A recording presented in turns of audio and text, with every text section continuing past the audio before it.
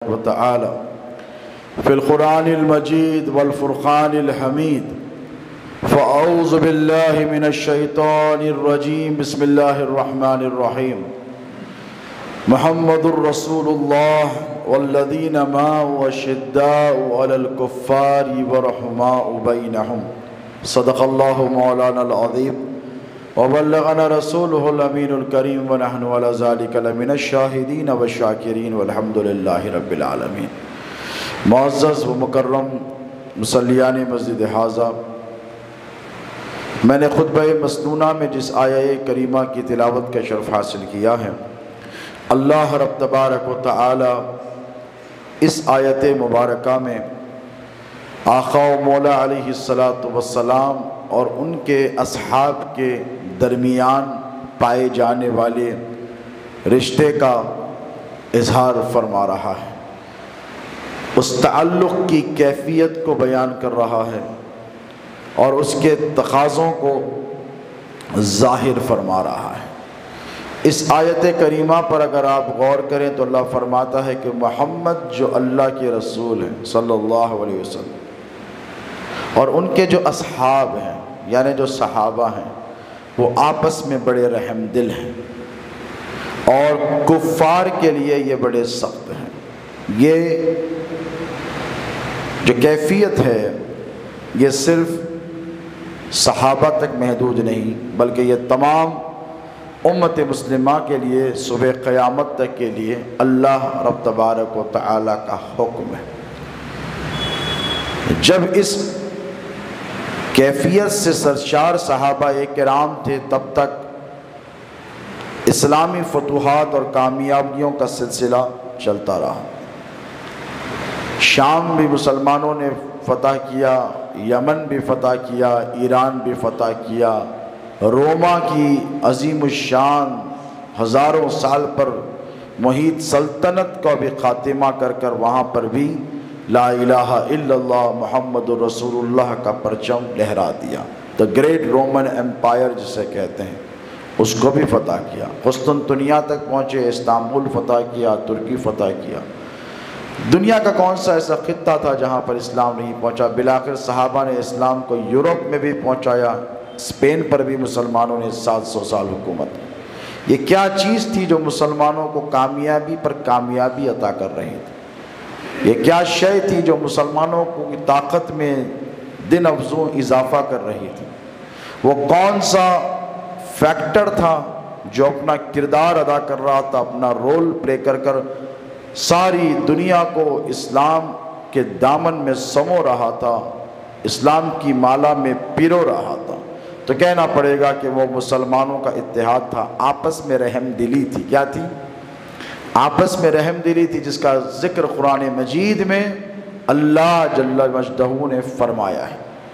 لیکن جیسے جیسے رفتہ رفتہ حالات بدلتے گئے یہی رحم دلی مسلمانوں کے صفوں سے نکلتی چلی گئی۔ زیادہ دن نہیں لگے، صرف میرے اور آپ کے نبی کو دنیا سے گئے 50 سال کا عرصہ گزرا، کربلا کا سانحہ واقع ہو گیا اور اس کربلا کے سانحے نے تاریخ انسانیت کی سوچ کو، فکر کو بدل کر رکھ دیا۔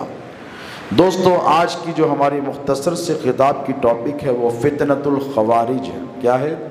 فتنۃ الخوارج، خارجیوں کا فتنہ۔ خارجی وہ نہیں جسے عام طور پر آج کل آپ سمجھتے ہیں۔ خارجی وہ ہیں جنہیں حضور نے اسلام سے خارج فرما دیا تھا، حالانکہ وہ نماز پڑھتے تھے، روزہ رکھتے تھے، حج بھی کرتے تھے، زکوٰۃ بھی دیتے تھے۔ تقویٰ کا یہ عالم تھا کہ اپنے تقوی کے سامنے وہ کسی کو مانتے نہیں تھے۔ پرہیزگاری ان کے پاس اتنی تھی کہ گناہ تو گناہ، زنا اور شراب کے تصور سے بھی وہ گھبراتے تھے۔ اس قدر وہ پابند صوم و صلاۃ تھے، لیکن اسلام سے خارج ہو گئے۔ کیوں؟ توجہ رکھیں آپ۔ سیاہ ستہ کی مشہور حدیث مبارک ہے کہ آقا علیہ السلام تشریف فرما ہے اور مال غنیمت تقسیم ہو رہا ہے۔ مال غنیمت وہ مال جو جنگ میں حاصل کیا جائے اور اسے پھر مجاہدین میں، غرباء میں، مسکینوں میں تقسیم کر دیا جائے۔ حضور تقسیم فرما رہے، ایک شخص آیا اور حضور کی بارگاہ میں آیا، سلام کیا، محفل میں بیٹھ گیا اور کہنے لگا کہ محمد انصاف کرو۔ نعوذ باللہ من ذالک۔ حضور نے تعجب سے اس کی طرف دیکھا، یہ کون ہے جو مجھے انصاف کی دعوت دیتا ہے؟ میرے نبی سراپا انصاف ہے۔ آقا و مولا علیہ السلام کے چہرے اقدس کا رنگ متغیر ہوا، حضور جلال میں آئے اور ارشاد فرمایا کہ تیری ماں تجھ پر روئے، اگر محمد انصاف نہیں کرے گا تو پھر روئے زمین پر دنیا میں انصاف کون کرے گا؟ حضرت سیدنا عمر الفاروق رضی اللہ تعالی عنہ نے تلوار نکالی اور کہا یا رسول اللہ مجھے اجازت دیجئے، میں اس کا گلا ابھی کاٹتا ہوں، اس کا کام تمام کر دوں گا۔ اس نے آپ کے انصاف کو چیلنج کیا ہے۔ میرے نبی پاک علیہ السلام نے حضرت سیدنا عمر فاروق رضی اللہ تعالی عنہ کو روکا، ممانعت کی اور کہا کہ اے عمر اسے جانے دو، اسے چھوڑ دو، یہ سیاستہ کی حدیث بتا رہا ہوں۔ فرمایا کہ یہ خارج ہے، خوارج ہیں۔ کیا ہے یہ؟ خوارج ہیں۔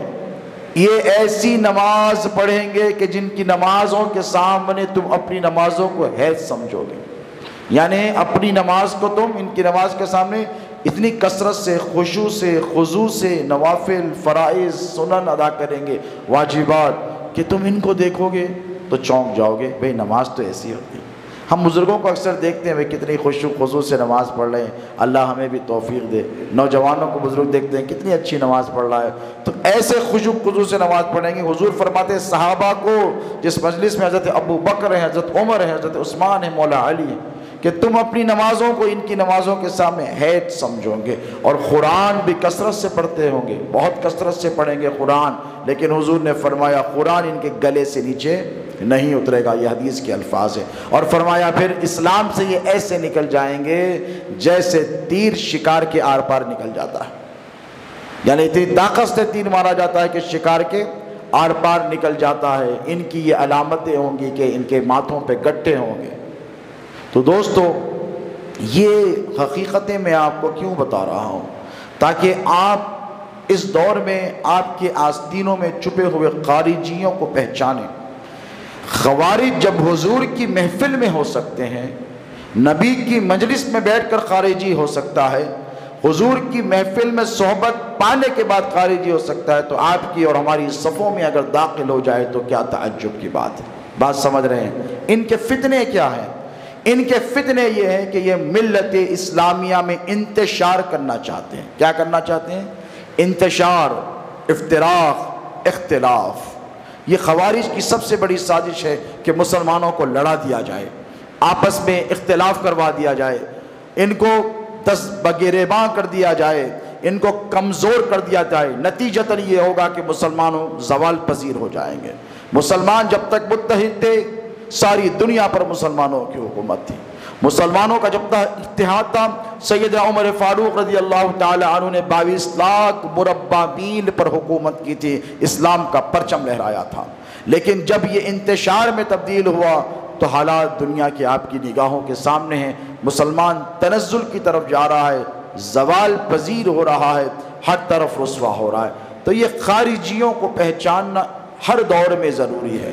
حضور نے تو واضح طور پر ان کی علامتیں بتا دی، ان کی نماز سے متاثر مت ہو۔ حضور نے فرمایا ان کے روزوں سے بھی متاثر مت ہو، ایسے روزے رکھیں گے کہ تم پریشان ہو جاؤ گے، کیا اس طرح کثرت سے کوئی انسان روزے رکھ سکتا ہے؟ ان کے تقوی کو بھی مت دیکھو۔ حضور نے فرمایا کیا دیکھو پھر؟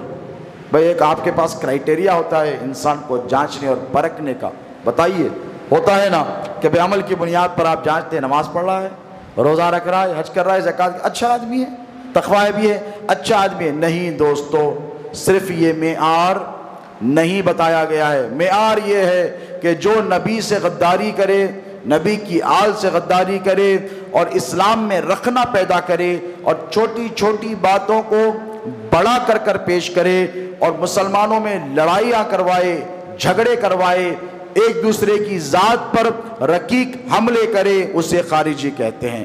کیا کہتے ہیں؟ اسے خارجی کہتے ہیں۔ اب عمل کی طرف نہیں دیکھا جائے گا، ڈگریوں کی طرف بھی نہیں دیکھا جائے گا، سندوں کی طرف بھی نہیں دیکھا جائے گا، دیکھا یہ جائے گا کہ اس کی روش صحابہ کے جیسی ہے یا خارجیوں کے جیسی ہے۔ دیکھیں اسلام کو جو سب سے بڑا نقصان پہنچا ہے وہ فتنہ خوارج سے۔ یزید کی بربریت دو چند سالوں تک رہی، پھر خاتمہ پذیر ہو گئی، لیکن خوارج کے جو فتنے تھے وہ آج بھی چل رہے ہیں۔ عراق کی سرزمین پر آپ نے دیکھا لا الہ الا اللہ محمد رسول اللہ کہہ کر مسلمانوں کے گلے کاٹے گئے۔ شام میں آپ نے دیکھا مسجدوں میں نماز پڑھنے والے مسلمانوں کو قتل کر دیا گیا۔ اب یہ فتنہ رفتہ رفتہ ہندوستان کا رخ کر رہا ہے۔ ہندوستان چونکہ مسلمانی آبادی کے اعتبار سے سب سے زیادہ آبادی والا ملک ہے، پاکستان سے زیادہ مسلمان ہندوستان میں رہتے ہیں۔ دنیا میں سب سے زیادہ مسلمان انڈونیشیا میں ہیں، انڈونیشیا کے بعد سب سے زیادہ مسلمان ہندوستان میں ہیں۔ الحمدللہ یہ ہمارے بزرگوں کی محنتوں کا نتیجہ ہے دوستو۔ اسلام یہاں پر پروان چڑھا ہے، پھولا پلا ہے۔ کفر کے گٹا توپ اندھیروں میں ہم نے توحید کی شمعیں جلائی ہیں، آپ کے باپ داداؤں نے، ہمارے اسلاف نے وہ محنتیں کی۔ تو دوستو اب خوارج کا جو فتنہ ہے وہ ہندوستان کا رخ کر رہا ہے، اور کیوں کر رہا ہے پتہ ہے آپ کو، معلوم ہے کہ آپ کی نگاہوں کے سامنے یہ فتنے ہیں، یہ مسائل ہیں۔ سنگ پریوار کے ناپاک مسلم دشمن طاقتوں کے ناپاک ارادے، یہ سمجھ گئے کہ مسلمانوں کو کچھ بھی کر لو منتشر نہیں کیا جا سکتا، کوئی بھی ہو، جب لا الہ الا اللہ محمد رسول اللہ کی بات آتی ہے تو سب میدانوں پر نکل کر آتے ہیں۔ NRC NPRCA کے مسائل ہوئے، سب نکل کر آ گئے۔ کیا کیا جائے؟ ان کو کاٹا جائے۔ کیا کیا جائے؟ ڈیوائیڈ اینڈ رول کیا جائے۔ اور اسی ڈیوائیڈ اینڈ رول کا شکار اسلام ابتدائی دور میں ہوا۔ کربلا کا معرکہ بھی اسی وجہ سے رونما ہوا دوستو۔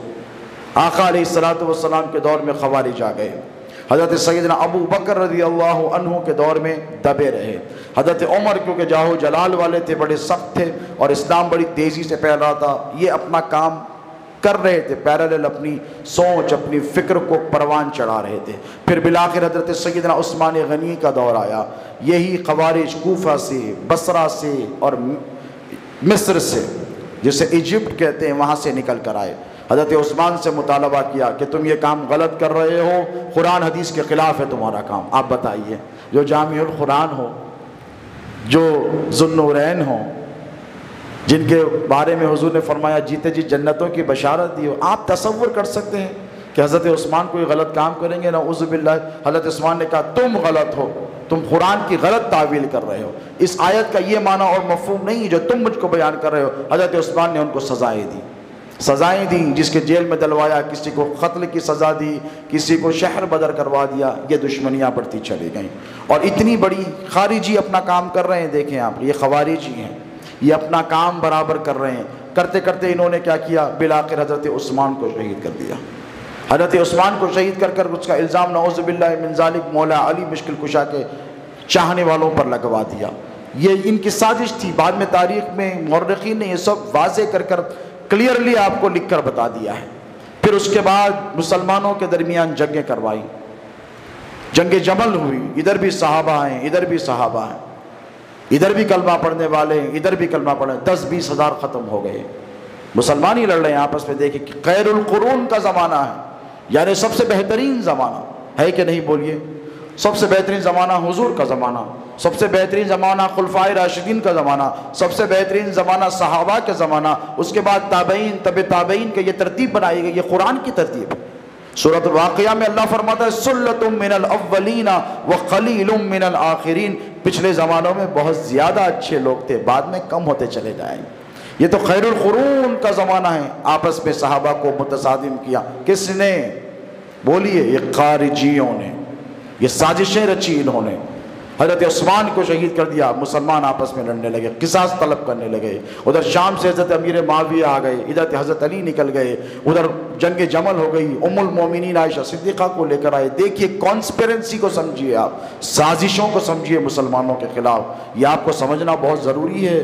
ضروری نہیں کہ یہ صرف انہی کے ساتھ ہوا تھا، آپ کے ساتھ نہیں ہوگا، آپ کے ساتھ اس سے برا ہو سکتا ہے، بشرطے کہ آپ چوکنا رہیں، اپنی صفوں میں اتحاد کو قائم و دائم رکھیں، اور فتنہ پرور لوگوں کو پہچانیں، اور ان کی سرکوبی آپ کی بھی ذمہ داری ہے، صرف ہماری نہیں ہے، ہر مسلمان کی ذمہ داری ہے۔ اگر آپ چاہتے ہیں کہ مسلمان متحد ہو کر کھڑے ہوں تو آپ کو ان چیزوں پر توجہ کرنی پڑے گی۔ حضرت عثمان کی شہادت کے واقعے کے بعد پھر 2 جنگیں ہوئیں، 80,000 صحابہ تابعین قتل ہو گئے۔ کتنے پتہ ہے آپ کو؟ جنگ جمل ہوئی، جنگ صفین ہوئی، حضرت اویس القرنی جسے سید التابعین کہتے ہیں شہید کر دیے گئے۔ حضرت عمار شہید کر دیے گئے، حضرت حجر بن عدی شہید کر دیے گئے، حضرت طلحہ شہید ہو گئے، کیسے کیسے اکابر صحابہ اس میں شہید ہو. کیوں؟ خارجیوں نے انتشار کیا، مسلمانوں کو لڑا کر رکھ دیا. اس کے بعد پھر مولا علی مشکل کشا نے چاہا کہ ان چیزوں کو ختم کیا جائے، خارجیوں کی سازشیں وہ سمجھ رہے ہیں. تو مولا علی نے صلح کی دعوت دی. کیا دی؟ صلح کی. حضرت امیر معاویہ سے کہا چلو صلح کرتے ہیں. صلح ہو گئی مسلمانوں کے درمیان. اس کے بعد خارجی آئے. یہ خارجی جو آج ایک دوسرے کی ذات پر حملے کر کر مسلمانوں کو ڈیوائیڈ کرنا چاہتے ہیں، حضرت علی کے پاس آئے علیہ السلام اور کہنے لگے کہ اے علی، تم نے کیوں صلح کی؟ قرآن کے علاوہ کوئی حکم نہیں چلے گا، تمہیں باغیوں کو سزا دینی چاہیے، چن چن کر ان کو قتل کر دو. مولا علی مشکل کشا نے ایسا نہیں کیا. جو باغی تھے مولا نے کیا کیا پتہ؟ ان کا مال غنیمت بھی نہیں لوٹا، جو پکڑے گئے ان کو آزاد بھی کر دیا. یہ سلوک کیا دشمنوں کے ساتھ، جان کے دشمنوں کے ساتھ. غصے میں آ گئے، کہنے لگے علی ان کو ابھی کے ابھی قتل کر دو. مولا نے کہا ان کا قصور کیا؟ یہ تو باغی ہیں، یہ تو نادان ہے، غلطی سے ہو گئی ان سے، یہ تو میرے بھائی ہیں. یہ تاریخ کے الفاظ ہیں، دیکھیں حدیث کے. مولا نے کیا کہا؟ یہ میرے بھائی ہیں، اگر بگڑے ہوئے تو کیا ہوا؟ میرے بھائی ہیں، مسلمان ہیں، میں ان کو معاف کرتا ہوں. تو یہ خارجی کہنے معاف نہیں کرو، ان کو قتل کرو، ان کو کاٹو، ان کے جسم کے ٹکڑے کرو. مولا نے کہا خبردار، میں ایسا نہیں کروں گا. تو کہنے لگے علی پھر تیار رہو، جو حال ہم نے عثمان کا کیا ہے وہ تمہارا بھی کریں. بالآخر مولا علی مشکل کشا کی شہادت رونما ہو گئی. یہ خارجیوں کا فتنہ تھا دوستو، جسے آپ کو سمجھنا ہے. تاریخ طبری میں اور دیگر کتابوں میں تفصیل سے ان کا ذکر آیا ہے. خوارج جسے کہتے ہیں، خارجی جسے کہتے ہیں، جسے حضور نے نماز پڑھنے کے باوجود اسلام سے خارج کیا، روزے رکھنے والوں کو اسلام سے خارج کیا، زکوٰۃ حج و جہاد کرنے والوں کو اسلام سے خارج کیا. کیوں؟ ان کا قصور یہ تھا کہ مسلمانوں میں انتشار افتراق کرا کر مسلمانوں کو جھگڑنے میں مبتلا کرنا چاہتے تھے، لڑائی میں اور فساد میں مبتلا کرنا چاہتے تھے. آقا علیہ الصلوۃ والسلام نے ان کی صاف نشانیاں آپ کو بتا دی ہیں کھول کر. جبینوں پر ان کے گٹے ہوں گے نمازوں کے، دیکھ کر متاثر مت ہو. یہ دیکھو کہ یہ آپس میں مسلمانوں کے لیے رحم دل ہے کہ نہیں، یہ مسلمانوں کے لیے تڑپنے والا ہے کہ نہیں. لاکھ نمازوں پڑھ لو، لیکن اگر مسلمانوں کے لیے کسی کے دل میں رحم دلی نہیں ہے تو وہ مسلمان نہیں ہو سکتا. یاد رکھیں حضور نے بتا دیا کہ یہ خارجی تو ہو سکتا ہے، مومن بولیے یہ مومن نہیں ہو سکتا. دوستو ان کی علامتیں آپ کو بتاؤں گا تو آپ تعجب میں پڑ جائیں گے. طبری میں لکھا ہے کہ حضرت علی مولا علی مشکل کشا کے ایک بڑے چاہنے والے دوست تھے، صحابی رسول حضرت عبداللہ ابن خباب رضی اللہ تعالی عنہ. خارجیوں نے ان کو پکڑ لیا. یہی خارجی الراسبی جو راشد الراسبی جو ان کا خلیفہ بن کر بیٹھ گیا مولا کے دور میں، پکڑ لیا راستے میں اور کہا کہ رک گئے. کہا ابو بکر کے بارے میں کیا کہتا ہے؟ تو انہوں نے کہا کہ وہ تو پیکر صدق و صفا تھے، وہ تو رفیق رسول تھے، وہ تو یار غار تھے. ان کی عظمتوں کو بتایا. کہا عمر کے بارے میں کیا کہتے ہیں؟ تو حضرت عمر کی تعریفیں کی. صحابی رسول ہے، تعریف ہی تو کریں گے. وہ تو عدل و انصاف اور مساوات کے پیکر تھے، مجسمہ تھے اور عظیم فاتح تھے. اسلام کی سلطنت کو بہت پھیلایا انہوں نے. اچھا عثمان کے بارے میں کیا کہتا ہے؟ تو کہا حضرت عثمان ذو النورین تھے اور وہ جامع القرآن تھے، مسلمانوں کے خلیفہ برحق تھے. تو کہا علی کے بارے میں کیا کہتے ہیں؟ یہ خارجی پوچھ رہے ہیں. دیکھیے تو کہا کہ علی تو شجی تھے، بہادر تھے، باب العلم تھے. مولا علی کے فضائل بیان کیے. جب یہ سب سنا چاروں خلفاء کی تعریف، قتل کر دیا، جسم کے ٹکڑے ٹکڑے کر دیے ان کے. کیوں؟ اسی لیے کہ یہ مسلمانوں کی تعریف بھی برداشت نہیں کرتے تھے، حالانکہ مسلمان بظاہر یہ خود تھے. جسم کے ٹکڑے ٹکڑے کر دیے. ان میں سے ایک نکلا، تاریخ طبری میں ہے. اب دیکھیں قتل کرنے کو یہ معیوب نہیں سمجھتے، عزتوں کو اچھالنے کو یہ معیوب نہیں سمجھتے. یہ انسان کی زندگی کی ان کے پاس کوئی ویلیو نہیں ہے.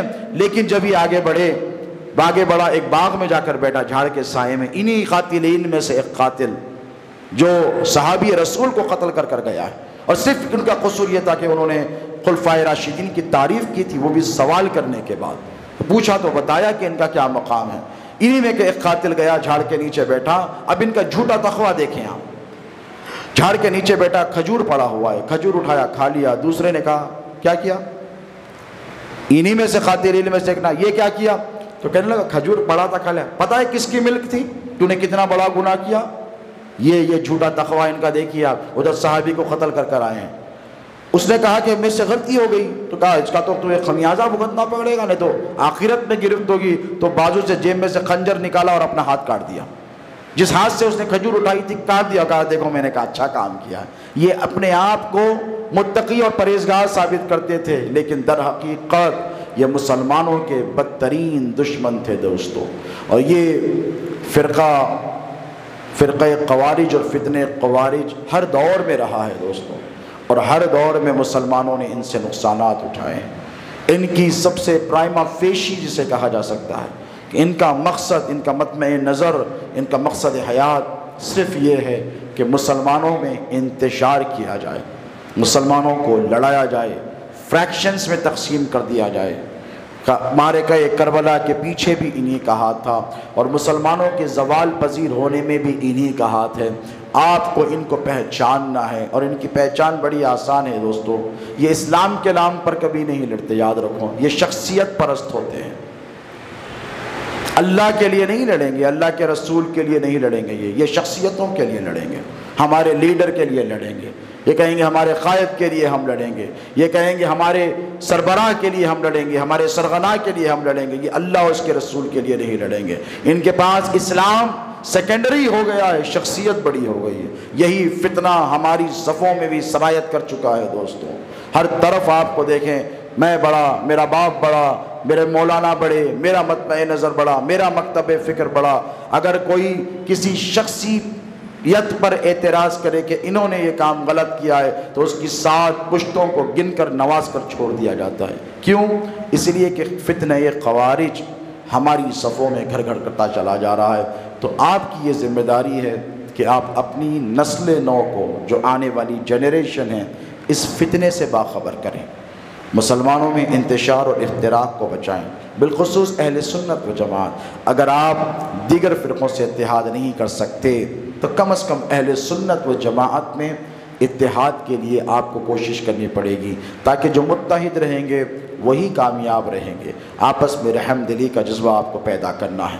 اللہ رب تبارک و تعالیٰ نے فرمایا، محمد رسول اللہ والذین معہ اشداء علی الکفار ورحماء بینہم۔ یہ محمد ہیں، یہ محمد کے اصحاب ہیں، یہ جانثار صحابہ ہیں، یہ کافروں کے لیے تو بڑے سخت ہیں، لیکن آپس میں یہ بڑے نرم دل ہیں۔ یہ آپ کی پہچان ہے مسلمانوں، آپس میں ایک دوسرے کے لیے نرم دلی اختیار کرو، آپس میں ایک دوسرے کے لیے محبت اختیار کرو، جذبہ ایثار اور قربانی کو اختیار کرو۔ کربلا والوں کی قربانیاں اسی بات کا درس دیتی ہیں کہ اللہ رب تبارک و تعالی جل مجدہ کے پیغام کے لیے، اعلاء کلمت الحق کے لیے اگر جانوں کا بھی نذرانہ پیش کرنا پڑے تو پیچھے نہیں ہٹنا ہے، بلکہ ثابت قدمی سے ہم کو، آپ کو اسلام پر قائم اور دائم رہنا ہے۔ اللہ رب تبارک و تعالیٰ سے میں یہی دعا کرتا ہوں کہ مولا کریمہ کار سازہ پندہ نوازہ، کہنے سننے سے زیادہ ہمیں عمل کرنے کی توفیق عطا فرما۔ اے باری تعالیٰ، یہاں پہ جتنے حاضرین جمع ہوئے ہیں، مولا ان سب کی حاضری کو تو اپنی بارگاہ میں شرف قبولیت عطا فرما۔ اے پروردگار، ہماری دعاؤں کو اپنی بارگاہ میں قبول فرما۔ مولا ہم میں جو بیمار ہیں انہیں شفاء کاملہ عاجلہ عطا فرما، جو پریشان حال ہیں ان کی پریشانیوں کو دور فرما، جو بے روزگار ہیں انہیں روزگار عطا فرما۔ اے اللہ، جن کے کاروبار ہیں ان کی تجارت میں خوب برکتیں عطا فرما، دین و دنیا کی کامیابیاں ان کا مقدر بنا۔ اے باری تعالیٰ، ہم میں جو بے عمل ہیں انہیں عمل صالح متقبلہ کی توفیق عطا فرما، اور جو با عمل ہیں ہمارے بھائی مسلمان ان کے عمل میں اخلاص عطا فرما۔ اے اللہ، ہم میں جو بے نمازی ہیں انہیں نماز پنجگانہ با جماعت ادا کرنے کی توفیق عطا فرما، جو نماز پڑھتے ہوں ان کے سجدوں میں شوق عطا فرما، ذوق عطا فرما، للہیت عطا فرما، اخلاص عطا فرما، ریاکاری سے بچا۔ اے پروردگار، ہمارے ظاہر پوشیدہ، کبیرہ صغیرہ، دانستہ نادانستہ تمام گناہوں کی مغفرت فرما۔ اے اللہ، ایسی صحت عطا فرما جس کے بعد کوئی بیماری نہ ہو، اور اے پروردگار ایسی توبہ عطا فرما جس کے بعد پھر کوئی بھول خطا یا گناہ نہ ہو۔ پروردگار صراط مستقیم پر ہمیں استقامت عطا فرما۔ اے باری تعالیٰ مسلمانوں کی صفوں میں اتحاد اور اتفاق عطا فرما، محبت اور اخوت عطا فرما، کامیابی اور کامرانی عطا فرما، مشرکین اور کفار کے شر سے ہماری حفاظت فرما، ہماری مسجدوں کی حفاظت فرما، ہماری ماؤں بہنوں بیٹیوں کی عزت و عصمت و عفت و آبرو کی حفاظت فرما۔ اے باری تعالیٰ تیرے فضل سے، تیرے کرم سے ہمارے ظاہر پوشیدہ کبیرہ صغیرہ دانستہ نادانستہ گناہوں کو معاف فرما۔ اے اللہ جن کے والدین زندہ ہوں ان کی عمر دراز فرما، جن کے والدین اس دنیا سے کوچ کر گئے ہیں ان کی مغفرت فرما، ان کی خطاؤں سے درگزر فرما، ان کی سیئات سے درگزر فرما، ان کی حسنات کو اپنی بارگاہ میں شرف قبولیت عطا فرما۔ مولا تیرے محبوب پاک علیہ الصلوۃ والسلام کی امت پر فضل فرما، کرونا وائرس کا اس دنیا سے خاتمہ فرما، بالخصوص تیسری ویو سے ہماری نسل نو کی حفاظت فرما، ہمارے معصوم بچوں کی حفاظت فرما۔ مولا اس بلا کو، اس وبا کو کربلا والوں کی قربانیوں کے صدقے تصدق اس دنیا سے رفع اور دفع فرما، عافیت کی زندگی عطا فرما، سکون کی زندگی عطا فرما، اطمینان کی زندگی عطا فرما، آزمائشوں سے بچا، آفات سماوی و ارضی سے بچا، مولا بھٹکنے سے بچا، بے راہ روی سے بچا، گناہوں سے بچا، تیری نافرمانیوں سے بچا، دل میں تیرے نبی کی محبت میں دھڑکنے اور تڑپنے والا دل عطا فرما، اور آنکھیں تیری یاد میں رونے والی عطا فرما۔ وصلی اللہ تعالی